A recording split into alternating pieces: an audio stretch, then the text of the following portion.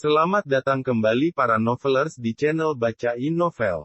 Kali ini Mimin akan lanjutin kembali bacain alur cerita novel, Istri yang Disia-sia dan Terbuang, sambungan dari video sebelumnya. Tapi sebelum itu, jangan lupa bagi yang belum subscribe silahkan di-subscribe, agar Mimin makin semangat upload alur cerita novelnya. Dan jangan lupa juga, aktifkan tombol loncengnya agar kalian tidak ketinggalan update terbaru dari channel ini. Selamat menikmati alur ceritanya. Bab 82. Bu, tadi ada mantan suami ibu datang ke sini cariin ibu. Yuli memberitahu kedatangan Bayu saat Arin baru sampai di rumah setelah dari pesantren menjemput Rani. Kenzi yang mendengarnya tampak melipat keningnya heran. Udah pulang orangnya? Tanya Arin. Belum. Tadi nggak ketemu emangnya di pos. Tadi Yuli minta dia menunggu di pos satpam. Motornya masih di sana, ucap Yuli menunjuk motor butut Bayu. Oh, ya sudah, biarkan saja. Nanti kalau kembali, suruh menunggu di teras saja. Nanti kamu panggil saya di dalam. Siap, Bu Bos. Rani yang dibantu turun dari mobil karena kakinya sedikit terkilir tadi saat sedang bersiap berkemas. Kenzi ikut membantu membawa koper dan ransel milik Rani. Hari ini Rani diberi libur setelah ujian sekolah selesai. Pak Kiai meminta Rani menunggu pengumuman sekolah sambil mempersiapkan kepergiannya ke Kairo. Biar, kakak bantu, ucap Kenzi pada Rani yang kesulitan membawa tas gendong ukuran kecilnya. Nggak usah, Om, tolak Rani halus. Om, Arin terkekeh mendengar Rani memanggil Kenzi dengan sebutan Om. Apa aku setua itu hingga adikmu itu memanggilku Om? Ya, belum juga sih. Tapi mungkin Rani merasa, kakak memang sudah cukup umur, celetuk Arin membuat Kenzi berdecak. Kenzi duduk di ruang tamu. Mengipasi tubuhnya dengan peci yang ia pakai tadi. Peci jangan buat kipasan, Om. Nggak elok, ucap Rani yang ikut duduk agak jauh di samping Kenzi. Elok macam mana tak elok? Kamu kan budak kecil, manalah tahu, jawab Kenzi sambil tersenyum mengejek. Pastilah tahu. Rani bukan budak kecil lagi. Macam mana Om cakap mirip Kak Ros pula. Tak usah garang-garang macam tuh, Rani tak takut pun, ucap Rani meledek Kenzi dengan percakapan mereka yang mirip film kartun anak si botak kembar negeri seberang. Arin membawa minuman dari dapur dan menyajikannya di depan Kenzi dan Rani. Asik banget ngobrolnya. Ran, nanti obatnya diminum ya. Jangan susah kayak biasanya, ungkap Arin. Biasanya emangnya susah nih bocah? Tanya Kenzi dengan senyum mengejek. Enggak lah, jawab Rani sambil mencomot almond yang Arin bawa. Lumayan. Kalau minum obat harus pakai pisang dulu baru ketelan, mana di Kairo pisang ulin susah kali ya? Harus ulin. Tanya Kenzi. Sungut Rani. Kenapa? Katanya bukan budak kecil lagi. Mana pula minum obat masih pakai pisang. Tak betul, ledek Kenzi membuat Rani kesal dan membuang muka. Ciah, bocah ingusan marah. Dahlah, mandi pakai popok sana. Biar kalau nangis nggak ngompol, kelakar Kenzi membuat Rani benar-benar jengkel. Ken, kasihan kalau Rani ngambek sekarang, bisa gagal dia ke Kairo karena mbaknya nggak izinin kalau masih cengeng. Narsi yang melihat keributan di luar membuatnya penasaran dan ikut bergabung dengan anak-anaknya. Kenapa Ran? Nih Bu, sama Om Ken ledekin Rani. Kan sebel jadinya. Rani mau cubit nih Om rese sama Mbak Iseng satu ini. Sungut Rani. Narsi mengelus kepala yang berbalut hijab itu lembut. Udah nggak usah didengerin. Bakmu sama aja sama nak Ken. Suka bercanda, kamu sabar aja. Saat sedang menikmati suasana keluarga yang hangat, Yuli mengabarkan jika Bayu datang. Benar saja, suara Bayu terdengar mengucap salam dari luar. Assalamualaikum. Waalaikumsalam, jawab Rani dan Arin. Kenzi hanya menatap tajam kedatangan Bayu. Ia tak habis pikir kenapa bisa Bayu melanggar janjinya untuk tidak menemui Arin lagi. Kenapa Anda datang lagi? Lupa sama janji? Atau mau saya ingatkan lagi? Gertak Kenzi. Maaf. Saya hendak bertemu Arin sebentar, ucap Bayu lirih. Mas. Rin, Mas mau ngomong sebentar. Arin melirik ke arah Kenzi yang sepertinya sudah merah padam. Duduk Mas. Ran, masuk kamar dulu ya. Iya Mbak. Setelah Rani dan Narsi masuk kamar, Bayu mulai membuka suaranya. Jadi, katakan sekarang, apa maksud kedatanganmu? Sentak Kenzi. Dia memang tipe lelaki yang tegas dan sangat menjunjung tinggi prinsip dan janji. Rin, berikan Mas pekerjaan. Mas nggak ada pemasukan uang. Wisnu harus tetap kuliah sedangkan proyek sedang sepi dan tak membutuhkan karyawan lagi. Mas mohon, pekerjaan apapun itu, ucap Bayu memelas. Hilang sudah wajah yang dulu sombong dan angkuh pada Arin. Bahkan sekarang wajahnya sangat memilukan. Bagaimana bisa seorang karyawan seperti Arin, mempekerjakan karyawan? Jika ingin meminta pekerjaan, silahkan pada bos Arin. Nih orangnya ada di depan Mas, silahkan bilang, jawab Arin menunjuk Kenzi dengan dagunya. Bayu menengok ke arah Kenzi yang sudah tak bersahabat. Nyalinya menciut, ia teringat kejadian tempo dulu saat ia menghajarnya dengan brutal. Anda punya ijazah kan? Kenapa tak melamar kerja saja? Cilacap kota industri, tak akan sulit mencari pekerjaan asal tak pilih-pilih, banyak. Kenapa justru memilih meminta pekerjaan pada Arin? Anda ingin kembali lagi pada Arin? Modusnya payah. Ucap Kenzi sinis. Enggak, Mas. Saya sungguh menyesal sudah menyakiti Arin dan saya memang tak ada niatan kembali lagi. Kesalahan saya sudah fatal dan yang saya rasakan sekarang adalah sebab dan akibat dari perbuatan yang dulu terjadi. Untuk masalah pekerjaan, saya serius Mas. Tolong carikan untuk saya. Apapun itu, bujuk Bayu. Kenzi tetap bergeming di tempat. Dia orang yang berpendirian kuat, sekali tidak maka akan tidak untuk selamanya. Cari saja di tempat lain. Arin tak membutuhkan karyawan lagi, ucap Kenzi dengan keputusan yang sama. Hati Arin iba sebenarnya, tapi memang nyatanya yang bos adalah Kenzi dan Kaisar. Dirinya tak ada kuasa tinggi untuk usaha yang dititipkan Kaisar padanya. Mas coba saja melamar kerja di pabrik gula, pabrik semen atau kilang minyak. Manfaatkan ijazah yang ada dulu. Lagian, eman-eman kalau gelar sarjana yang Mas punya hanya bekerja jadi tukang angkat barang. Usaha dulu cari pekerjaan yang lebih bergengsi, bekerja di sini tak akan bisa mencukupi kebutuhan Mas dan Wisnu. Arin yakin, jika Mas bekerja dengan sungguh-sungguh dan niat yang baik maka Allah akan memudahkan jalannya, ucap Arin. Bayu benar-benar merasa malu. Kali ini ucapan Arin ada benarnya. Baiklah. Kalau begitu, Mas pamit. Maaf mengganggu waktu kalian, ucap Bayu. Arin begitu iba dan masuk ke kamar untuk mengambil uang guna diberikan pada Bayu. Mas. Arin memanggil Bayu yang hendak menghidupkan motornya. Ini buat Mas dan Wisnu. Semoga cukup untuk bekal sampai dapat pekerjaan lagi, ucap Arin. Bayu tersentuh. Dilihatnya uang pecahan 100 ribuan 5 biji yang mengingatkannya pada nafkah yang rutin ia berikan untuk Arin sebulan sekali saat bersama dulu. Maaf, Rin. Mas nggak bisa menerima. Mas nggak minta uang yang dulu kamu dapatkan saat masih jadi istri Mas. Mas sudah ikhlas, dulu hanya kebodohan yang Mas lontarkan. Kamu jangan ingat-ingat lagi, ucap Bayu malu. Enggak kok, ini Arin juga ikhlas. Semua yang Mas lakukan pada Arin akan menjadi sebuah kenangan, tapi bukan sebuah ratapan bagi kita. Yang lalu ya sudah, kini Arin yakin Mas juga berubah menjadi lebih baik. Terima ya, Arin ikhlas, anggap saja ini sedekah dari Arin. Mata Bayu benar-benar berembun. Terima kasih, Rin. Semoga kamu bahagia selalu. Selamat juga atas rencana pernikahanmu. Semoga dilancarkan sampai hari H serta Samawa selalu meliputi, ucap Bayu menstarter motornya. Amin. Arin sedikit kaget dengan ucapan Bayu.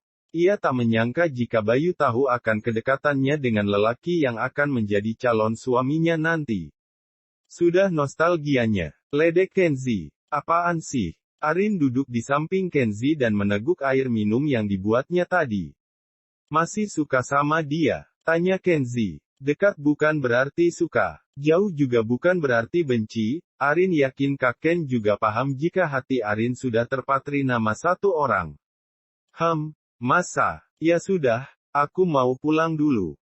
Mau siap-siap ke kafe, kamu ke percetakan hari ini. Iya nanti agak sorean kayaknya. Hanya cek laporan doang, jawab Arin. Baiklah aku pulang dulu. Pamitkan sama ibu dan adikmu ya. Assalamualaikum. Waalaikumsalam, iya Kak. Mereka istirahat kayaknya, sepi sekali, Arin panggilkan dulu ya. Nggak usah. Aku pergi dulu ya. Kenzi menaiki mobilnya dan melesat pergi dengan cepat. Tadi pagi ia memang diminta Arin untuk menjemput Rani di pesantren bersama Narsi. Bab 83. Besok Rani akan pergi jauh. Kita ke makam ayah ya. Rani mau jenguk ayah, ucap Rani saat ia sedang menyiapkan beberapa peralatan guna menunjang keberangkatannya ke Kairo. Iya, ibu juga sudah bilang tadi mau ke Sawangan. Sama Sekar dan Bude juga, kita semua bakal temani kamu, ucap Arin memeluk adiknya erat. Kebahagiaan Arin lengkap saat melihat adiknya. Besok Rani akan pergi jauh. Kita ke makam ayah ya. Rani mau jenguk ayah, ucap Rani saat ia sedang menyiapkan beberapa peralatan guna menunjang keberangkatannya ke Kairo. Iya, ibu juga sudah bilang tadi mau ke Sawangan. Sama Sekar dan Bude juga, kita semua bakal temani kamu, ucap Arin memeluk adiknya erat. Kebahagiaan Arin lengkap saat melihat adiknya begitu bahagia akan kuliah dengan jalur beasiswa ke luar negeri. Arin juga bahagia karena mendapatkan kejutan dari Kaisar sebulan yang lalu bahwa dia akan dilamar bulan depan. Hati siapa yang tak bahagia? Arin merasa bukanlah siapa-siapa tanpa bantuan Kaisar dan ia tak menyangka jika ternyata lelaki yang membantunya memiliki cinta untuknya tanpa memandang statusnya yang janda.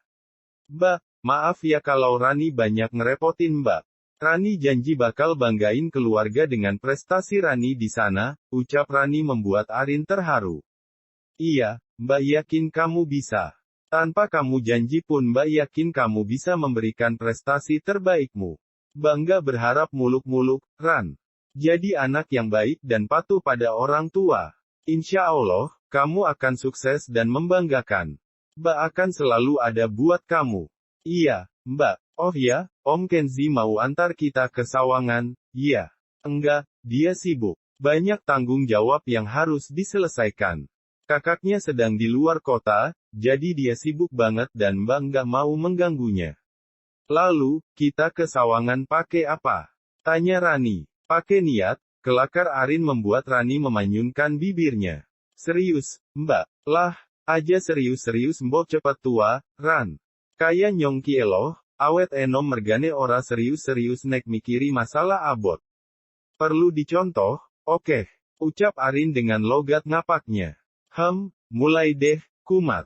Arin terbahak mendengar gerutuan adiknya. Rani memang bukan anak yang suka bercanda tapi dia selalu membuat keluarga tersenyum bangga. Jam berapa Mbak Sekar datang? Bu Kie, ngomongnya si awanan. Mbak, ngapa? Jangan pakai bahasa ngapak dulu. Pembacamu bingung nanti, ucap Rani menasihati. Iya men, pisan-pisan nganggo bahasa ngapak. Bo apik. Hahaha, seloro Arin membuat Rani memilih pergi dari tempatnya duduk tadi. Kakaknya itu memang begitu, kocak orangnya dan juga iseng orangnya. Sekar datang ke rumah Arin pukul 10 siang. Arin yang masih dengan laptopnya kaget karena Sekar datang lebih cepat dari waktu yang dijanjikan. Assalamualaikum, salam Sekar dan Bude Ratmi. Waalaikumsalam, sahut Rani dan Narsi yang memang sedari tadi berada di ruang tamu. Katanya tadi mau ke sini jam 11.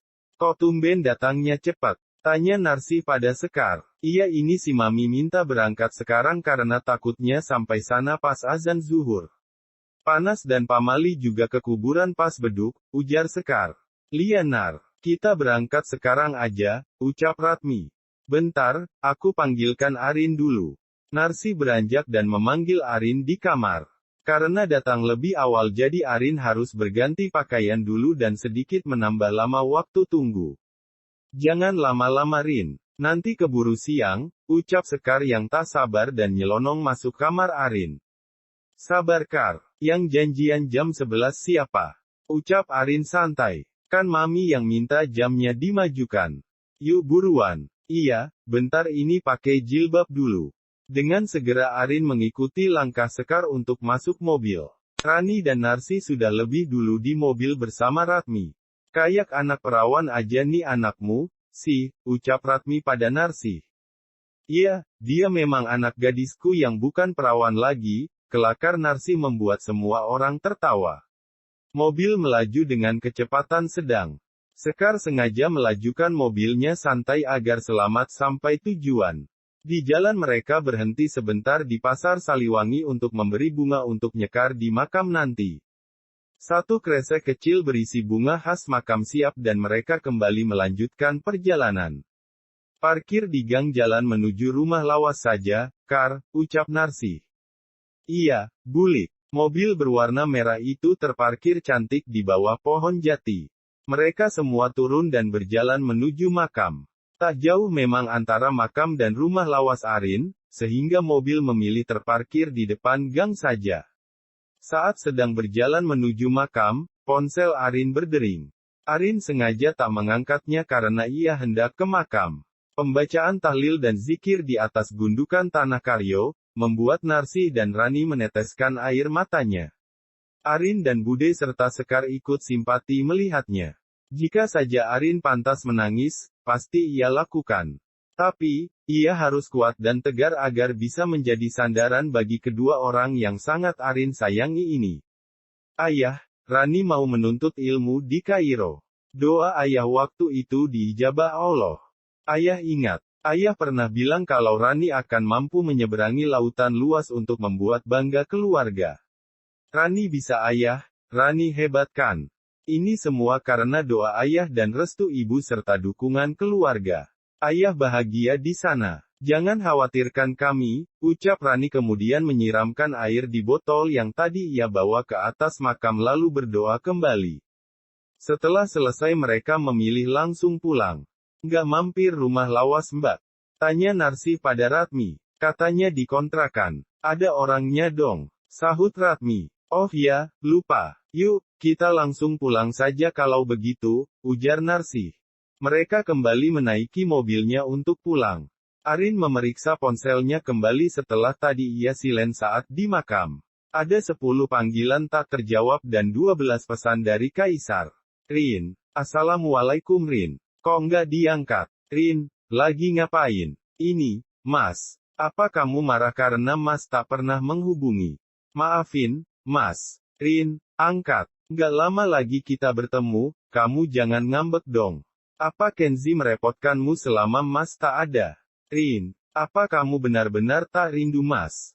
Miss you Rin. Jangan marah ya. Deretan pesan Kaisar membuat Arin begitu kaget sekaligus senang. Sekian lama tak ada kabar setelah memberi cincin itu, Kaisar barulah menghubunginya. Arin biarkan saja tak membalasnya, biarlah nanti ia akan menelpon ketika sudah sampai di rumah. Arin yakin di ponsel Kaisar sudah tertera centang biru dan pastinya akan mengira jika Arin benar-benar marah. Ponsel berdering. Benar saja, nomor Kaisar menelpon dan Arin sengaja merejeknya. Arin mengirim pesan singkat agar Kaisar mau menunggunya hingga nanti ia sampai di rumah. Tunggu sebentar ya, Mas. Arin abis dari makam dan ini lagi perjalanan pulang. Nanti Arin telpon balik kalau sudah sampai rumah. Oh, baiklah. Mas kira kamu marah. Sekar yang melihat Arin tersenyum saat melihat ponselnya merasa kepo. Dia melirik dan kembali pada kemudinya. Chat siapa sih? Kayaknya seneng banget. Ledek Sekar. Arin melirik sekilas pada Sekar dan menengok ke belakang. Nggak usah kepo. Ukas Arin dengan lidah yang menjulur pada Sekar. Eldi, siapa yang kepo? Situ senyum-senyum sendiri, kayak orang gelo. Mirip ABG aja, ujar Sekar. Biarin aja Kar. Arin tuh lagi kasmaran, bentar lagi mau dilamar dia, timpal Ratmi membuat Arin menengok ke belakang. Bude ini tahu dari mana? Tanya Arin kaget. Nih, ibumu yang cerita. Arin melirik pada ibunya dan Narsi hanya tersenyum tanpa dosa. Hehehe, habisnya ibu keceplosan waktu Bude Ratmi tanya. Yo wis, sekalian aja. Seriusan Mbak Arin mau lamaran? Tanya Rani. Insya Allah kalau jadi. Nunggu masa idah selesai, ucap Arin dengan senyum yang mengembang. Sudah dipikirkan Rin. Jangan sampai dapat laki modelan Bayu lagi. Makan hati lagi nanti kamu, sela Sekar. Insya Allah enggak. Yang ini, pilihan hati Arin sendiri. Tapi, Mbak, Rani nggak bisa hadirin acara bahagia Mbak dong nanti. Ucap Rani sendu. Nggak apa, bisa video call nanti, yang penting doanya saja. Jangan sedih gitu, pernikahan pertama Mbak kan kamu udah jadi domasnya, seloro Arin. Iya kan pengen aja gitu lihat Mbak bersanding dengan pujaan hati. Calon suaminya belum datang ke rumah ya Mbak. Rani kenal atau enggak sama orangnya? Tanya Rani. Rahasia, nanti juga kalian tahu. Sekarang masih samar-samar, nunggu positif dulu, ungkap Arin dengan mata yang dikedipkan. Elah, positif kayak kode hamil aja. Nggak usah pakai rahasiaan sama kami. Bulik pasti tahu. Bulik, siapa calon suaminya Arin? Kasih tahu kita dong. Kali ini Sekar mencoba membujuk Narsi agar Arin memberitahu calon suami Arin. Namanya, Bu. Arin memberi kode pada Narsi agar tidak kembali keceplosan, ia tak ingin semua yang belum pasti ini akan menyebar pada semua orang, takutnya nanti urung dan ia tak mau menanggung malu. Kaisar sama sekali belum mengatakan langsung, sehingga Arin belum berani mengatakan pada siapapun selain ibunya. Karena ibunya adalah orang pertama yang ia mintai restu. Bersambung ke bab 84. Terima kasih sudah setia di channel ini. Sampai jumpa pada bab selanjutnya.